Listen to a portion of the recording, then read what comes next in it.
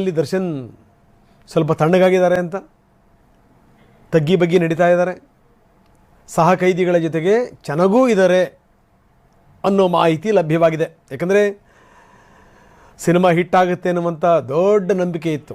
ಸಾರಥಿ ಟೈಮಲ್ಲಿ ಜನ ಹೆಂಗೆ ಕೈ ಹಿಡಿದ್ರಲ್ಲ ಹಾಗೇನೇ ಡೆವಿಲನ್ನು ಕೂಡ ಕೈ ಹಿಡಿತಾರೆ ಅಂತ.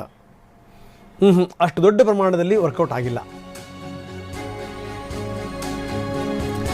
ಮನುಷ್ಯ ಸೋತು ಹೋದಂಥ ಸಂದರ್ಭದಲ್ಲಿ ಒಂದು ಗೆಲುವಿದೆಯಲ್ಲ, ಅದು ವೆರಿ ಇಂಪಾರ್ಟೆಂಟ್. ಇದಕ್ಕಿಂತ ಮೊದಲು ಆತನ ಮೇಲೆ 108 ಆರೋಪಗಳು. ಈ ಸಹ ಕೈದಿಗಳಿಗೆ ಆತ ಹಿಂಸೆ ಕೊಡ್ತಾನೆ, ಮನಸ್ಸು ಸರಿಯಿಲ್ಲ, ಈ ರೀತಿ. ಇಂಥ ಸಂದರ್ಭದಲ್ಲಿ ಒಂದು ಸಿನಿಮಾ ಹಿಟ್ಟಾಗಿದ್ದರೆ ಆ ಮನಸ್ಥಿತಿ ಬದಲಾಗ್ತಿತ್ತೇನೋ. ಆದರೆ ಸಿನಿಮಾ ಹಿಟ್ ಆಗಿಲ್ಲ.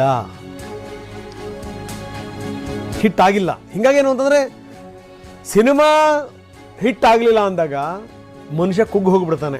ಅದೇ ದರ್ಶನ್ಗೂ ಆಗಿರೋದು.